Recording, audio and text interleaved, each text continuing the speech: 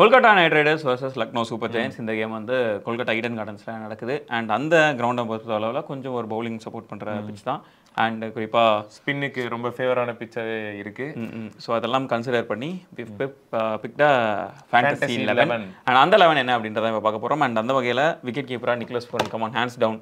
வேற உங்களுக்கு வேற ஆப்ஷனே கிடையாது உங்களுக்கு. ஹேண்ட்ஸ் டவுன் நிக்லஸ் பூரன் தான் ஒரே ஆப்ஷன். இல்லை ரொம்ப சிம்பிள். எனக்கு தெரிஞ்சு இப்போதைக்கு இந்த சீசனோட one of the best if not the best batter and big shots அடிக்கக்கூடிய ஒரு பிளேயர் வந்தார்னா அந்த கோலை எதாக இருந்தாலும் யாராக இருந்தாலும் சரி டேக் ஆன் பண்ணுற ஒரு பிளேயர் அப்படின்றதுனால we pick Nicholas Pooran. So next வந்து பேட்ஸ்மேன் வரிசையில் வந்து அஜின்கியா ரஹானே டீமில் எடுத்துருக்கோம். பிகாஸ் வந்து அவர் நடுவில் ஒரு மேட்ச் மட்டும்தான் ஒரு 2 மேட்ச் வந்து சரியாக பெர்ஃபார்ம் பண்ணல. பட் இருந்தாலும் அவரோட இன்டென்ட் என்ன, அவர் என்ன மாதிரி ஒரு பிளேயர்ன்றதை போன மேட்ச்சில் வந்து பெர்ஃபார்மன்ஸ் பை சூப்பராக வந்து வெளிப்படுத்திருந்தாரு. ஸோ டீமுக்கு எப்போ மோஸ்ட்டாக ரன்ஸ் தேவைப்படுதோ அப்போ வந்து இறங்கி நான் பார்த்துக்கிறேன் அப்படின்ற ஒரு பிளேயர் தான் Rahane. Best middle order batsman வேற. ஸோ அவர் இல்லாமல் டீம் எடுக்கவே முடியாது. அதனால அவரை நாங்கள் டீமில் எடுத்திருக்கோம். நிறைய பிளேயர்ஸ்க்கு நிறைய டீமுக்கு இன்டென்ட் தேவைன்னு நினைக்கிறாங்கல்ல. அண்ட் அதில் வந்து சொல்கிறேன், சும்மா சொல்கிறேன், இந்த பின்னாடி மஞ்சள் கலர் இருக்கிறதுனால வேறு யாரையும் சொல்கிறேன் நினைக்காதீங்க. ஸோ இன்னைக்கு இருக்கிற 2வது மேட்ச் உங்களுக்கு தான் நினைக்கிறேன். அண்ட் அதாவது இப்போ coming back to the game, Mitchell Marsh நம்ம டீமில் எடுத்திருக்கோம். மிச்சல் மார்ஷ் இந்த சீசன் பிரிச்சு வெஞ்சிட்டு இருக்காரு. அடிச்சா 50 இல்லனா டக் அவுட் அப்படின்ற மாதிரி வராரு. பவர் பிளே முடியறதுக்குள்ள அவுட் ஆயிட்டு போயிடுறாரு. 50 ரன் அடிச்சிடுறாரு. அதான் ஒரு 60 ரன் 50 ரன் அடிச்சிட்டு அவர் பாட்டுக்கு போயிட்டே இருக்காரு. அந்த வேலை முடிஞ்சு வர டேமேஜ் பண்றாரு. Mission pass the respect. அவ்வளவுதான் அப்படின்னு இந்த GTA 5 மியூசிக் போட்டு அவர் பாட்டில் நடந்து போயிட்டே இருக்கிறாரு. ஸோ மிச்சல் மார்ஷை நம்ம மறுபடியும் டீமில் எடுத்திருக்கோம். ஏன்னா சோ ஃபார் சோ குட். இந்த சீசன் ஒரே ஒரு மேட்ச் மட்டும் தான் அவருக்கு மிஸ் ஆயிடுச்சு தவிர மற்றபடி எல்லா மேட்சுமே he's been brilliant for LSG. So Mitchell Marsh இந்த டீமில் இடம். ஸோ அடுத்ததான் வந்து படோனி டீமில் எடுத்து ஆயுஷ் படோனி. எஸ் எனக்கு நானும் அதான் சொல்றேன். சரி படோனி டீமில் எடுத்துருவோம். அவர் வந்து ஒரு அப்கமிங் ஒரு ப்ராமிசிங் யங்ஸ்டர் அப்படின்னு சொல்லலாம். ஒரு மேட்ச்ல வந்து சென்னைக்கு ஆப்போசிட்டா விளையாடி இருப்பாரு. அதான் அவரோட ஃபர்ஸ்ட் ஹை ஸ்கோரிங் மேட்ச் அப்படின்னு நான் நினைக்கிறேன். திருப்பி திருப்பி பிரிச்சு மிஞ்சாரு. ஏபிடி அடிக்கிற மாதிரி அடிச்சாரு சென்னையை போட்டு. அப்பதான் எல்லாரோட கண் பார்வையும் அவர் மேல வந்தது. யாரா இந்த சின்ன பையன் இப்படி அடிச்சு ஓட விடுறானே அப்படின்னு சொல்லிட்டு. நான் தான் அந்த பையன் அப்படின்னு சொல்லிட்டு அவர் வந்துடல. Sorry please continue. சாரி. சரி ஓகே.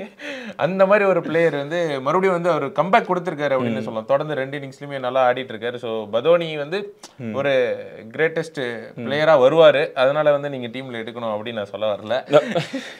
ஃபார்ம் நல்லா போயிட்டு இருக்கு. ஸோ 6s and 4s வந்து அவர் மூலமா நல்லா உங்களுக்கு வரும். பாயிண்ட்ஸும் நல்லா இன்க்ரீஸ் பண்ணி தருவார். அதனால நீங்க டீம்ல எடுங்க. அண்ட் லாஸ்ட் பேட்டர் யாருன்னா Angkrish Raghuvanshi. Raghuvanshi has been brilliant. போன சீசனும் சரி இந்த சீசனும் சரி ரொம்ப நல்லா ஆடிட்டு இருக்காரு. போன சீசனோட இந்த சீசன் அதிக சான்சஸ் கிடைக்குது. அண்ட் அதிகமாக ட்ரஸ்ட் பண்ணுறாங்க அப்படின்றத நம்ம சொல்லலாம். KKR வந்து ரகுவன்ஷி மேலே நல்லா நம்பிக்கை வச்சிருக்காங்க.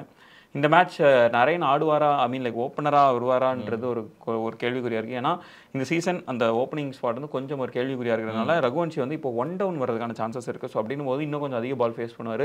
இன்னும் கொஞ்சம் நின்று நிதானமாக ஆடுறதுக்கான சான்சஸ் கிடைக்கும். பட் நீ நின்று நிதானமாக ஆடினாலும் அவரோட ரன்ஸ் வந்து ப்ரில்லியண்ட்டாக வந்துட்டே இருக்கு.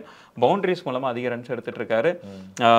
இந்த KKR லைன் அப்பில் என்னால் கேரண்டியாக இவர்கிட்ட இருந்து உங்களுக்கு ஒரு குறைஞ்சது ஒரு 30-35 ரன் வரும் அப்படின்னு சொல்கிறதுக்கு ஒரு பிளேயரை சொல்ல சொன்னால் கண்டிப்பாக ரகுவன்ஷியை நான் சூஸ் பண்ணுவேன். ரொம்ப மெச்சூர்டான ஒரு கேம் ஆடிட்டு இருக்காரு. ஸோ அதனால் நம்ம ரகுவன்ஷி பிக் பண்ணுறோம். எதனால ஒரு பவுண்டரிஸ் போனஸ் கிடைக்கும். 25 runs ப்ளஸ் போனஸ் டெஃபினட்டாக வித்தவுட் டவுட் உங்களுக்கு கிடைக்கும் அப்படின்றதுனால ரகுவன்ஷி எடுத்திருக்கோம். ஸோ அடுத்ததாக வந்து சுனில் நரேனை தான் நாங்கள் டீமில் எடுக்கிறோம். KKR அப்படின்னு ஒரு மேட்ச் வருது. நீங்கள் ஃபேண்டசி பாயிண்ட் எடுக்க போகிறேன் அப்படின்னாலே சுனில் நரேன் இல்லாமல் நீங்கள் போகிறது ரொம்ப பெரிய ரிஸ்க் அப்படின்னு சொல்லுவேன். பேட்ல ரன் வருதோ இல்லையோ விக்கெட்ஸ் கன்ஃபார்ம் எடுத்து கொடுப்பாரு. மிஸ்டீரியஸ் ஸ்பின்னர்ன்ற பேர் ஒன்னும் கடைபிடிச்சிட்டு வர்றாரு. சில பேர்லாம் ஒரு 2 years மட்டும் தான் பிரைம்ல இருப்பாங்க. இவர் வந்து டெபியூட் ஆன காலத்துல இருந்து இன்னைக்கு வரைக்கும் பிரைம்லயே சுத்திட்டு இருக்காரு. யார் சொல்றாரு எனக்கு சத்தியமா தெரியல. ரஷித் கான தான் சொல்றாரு. ஒன்னும் வந்து எக்ஸ்போஸ் ஆகாம அவரோட ஸ்பின்னுக்கான வேல்யூ வந்து இன்க்ரீஸ் ஆகிட்டு தான் இருக்கு. ஸோ வரும் சுனில் நரேன் வராரா அப்போ கொஞ்சம் டேஞ்சர் தான். நம்ம வந்து பொறுமையாக தான் ஆடணும் அப்படின்னு எல்லா பேட்ஸ்மேனுக்கும் ஒரு ஃபியர் இருந்துகிட்டே தான் இருக்கு. ஸோ சுனில் நரேன் வந்து எந்த வகையிலுமே வந்து ஒரு பெஸ்ட் ஆல்ரவுண்டர். அதனால நீங்க அவரை டீம்ல எடுக்கிறது ரொம்ப கன்ஃபார்ம் தேவை. அதே மாதிரி ஆண்ட்ரே ரசல் யூஸ்வலாகவே என்னன்னா கொல்கத்தா அப்படின் போது ஆண்ட்ரே ரசலையும் நம்ம டீம்ல எடுத்துருவோம். Andre Russell and Sunil Naren வந்து ஃபர்ஸ்ட் 2 names அந்த டீம் ஷீட் அப்படின்ற மாதிரி இருக்கும். ரசல் வந்து இந்த சீசன் பவுலிங் அதிக சான்சஸ் கிடைக்கல. போன சீசன் பயங்கரமான விக்கெட் டேக்கிங் பவுலராக இருந்தார். அண்ட் இந்த சீசனுமே ஹிஸ் பீன் டூயிங் குட். ஒரு டீசென்டான பவுலராக காமா போயிட்டு இருக்காரு. ரசலோட பெர்ஃபார்மன்ஸ் பார்த்தோம்னா அண்ட் பேட்டிங்லேயுமே என்னன்னா ஒரு டீசென்டான ரிட்டர்ன் நம்ம கொடுக்குறாரு. போன சீசன் மாதிரி ஒரு எக்ஸ்ப்ளோசிவ் ரிட்டர்ன்ஸ் நம்ம கொடுக்கல. பட் ஆனால் ஸ்டில் இந்த டீசென்டான ரிட்டர்னே நமக்கு போதுமான ஒரு விஷயமா இருக்கு. டெஃபினட்டாக ஒன் ஆஃப் த பெஸ்ட் பிக்ஸாக இருப்பார். ஸோ அதனால ரசல் மே டீம். ஸோ அடுத்ததாக பவுலிங்கில் போனோம்னா இவர் வந்து பாராட்டுறதுக்கு வார்த்தையே இல்லைன்னு தான் நம்ம சொல்லணும். பிகாஸ் அப்போ சீக்கிரம் சொல்லாம போயிடலாம் நினைக்கிறேன். அன்சோல்டா போயிருந்தாரு. அண்ட் 2வது ரவுண்ட்ல வந்து லக்னோவில் இடம் போயிருந்தாரு, சப்ஸ்டியூட்டா இருந்தாரு, உள்ள வந்தாரு இன்ஜுரி காரணமா வந்துட்டு பயங்கரமா மேட்சை மாத்தி போட்டாரு. லூசிங் சைட்ல இருக்கிற மேட்சை வின்னிங் சைடு கொண்டு வந்தாரு. பயங்கரமா ஒரு பேட்டி ஒன்று கொடுத்தாரு. பேட்ஸ்மேன் மட்டும் தான் பவுலர்ஸ் ஆக்ரோஷமா அடிப்பாங்களா, நாங்களும் பவுலர்ஸ் காட்டுவோம் அப்படின்னு சொல்லிட்டு லார்ட் ஷர்துல் தக்ரை பத்தி பேசிட்டு இருக்காங்க.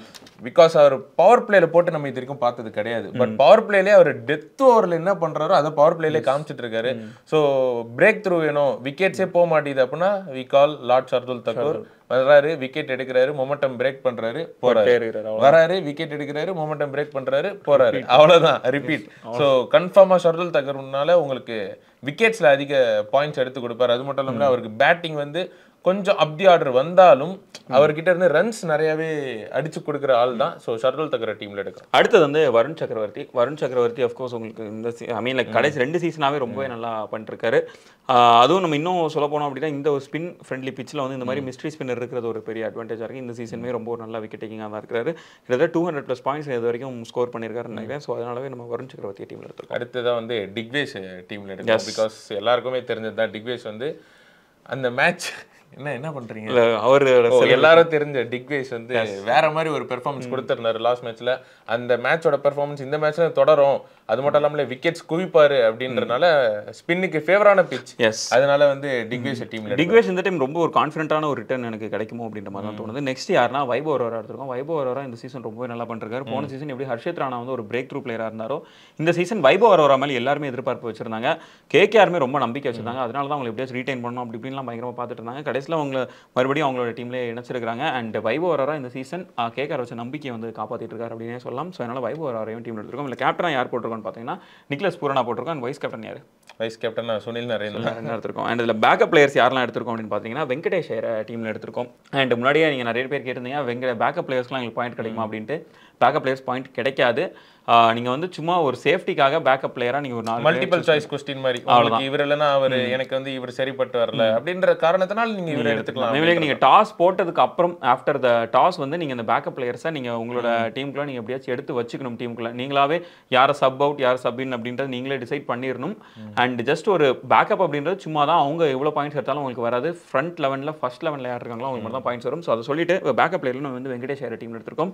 வெங்கடேஷ் ஐயர் ரொம்பவே நல்லா ஆடிட்டு இருக்காரு. இந்த சீசன் வந்து முன்னாடி சொன்ன மாதிரி போன சீசன் சுனில் நரேன் தான் அப்படி ஆர்டர் வந்தார். ஸோ அதனால் வெங்கடேஷ் ஐயருக்கு பெரிய லெவலில் வாய்ப்பு கிடைக்கல. ஏன்னா அவரே கிட்டத்தட்ட ஒரு 6 ஓவர் பிடிச்சி முடிச்சிடாரு அப்படின்னா மற்ற பேட்டருக்கு வந்து வாய்ப்பு கிடைக்கல.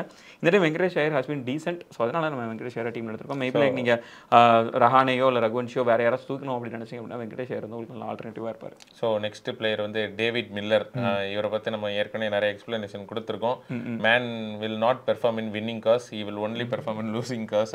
நாளைக்கு பட் இருந்தாலும் இன்னைக்கு மேட்ச் பட் இருந்தாலும் வந்து டேவிட் மில்லர் வந்து எனி டைம் வந்து ஒரு டேஞ்சரஸ் பிளேயர் தான். எப்போ ஒரு கிளச் கொடுப்பாரு அப்படின்றது வந்து யாருக்குமே தெரியாது.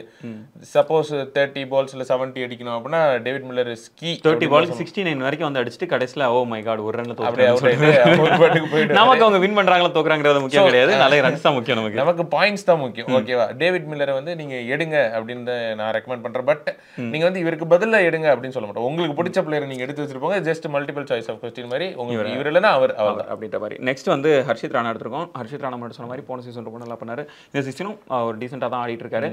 அவருக்கு நல்லாவே ஸ்விங் வந்து நல்லாவே கிளிக் ஆகுது. ஓப்பனிங் ஸ்பெல்ல வந்து அவருக்கு விக்கெட் கிடைக்க சான்சஸ் இருக்கு.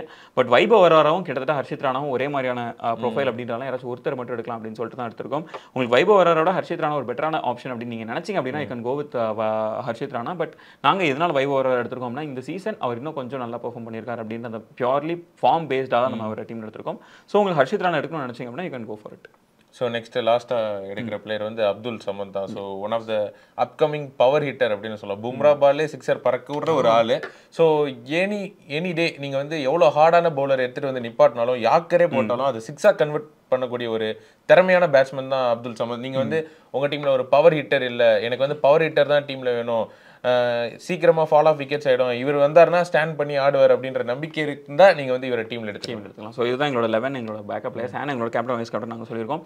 அண்ட் உங்களோட கேப்டன் வைஸ் கேப்டன் உங்களோட ஸ்டார்டிங் 11 உங்களோட பேக்கப் பிளேயர்ஸ் யார் வச்சிருக்கீங்க அப்படின்னு நீங்கள் கீழே கமெண்ட் பண்ணுங்கள். நெக்ஸ்ட் வீடியோவில் மீட் பண்ணுவோம். பாய்.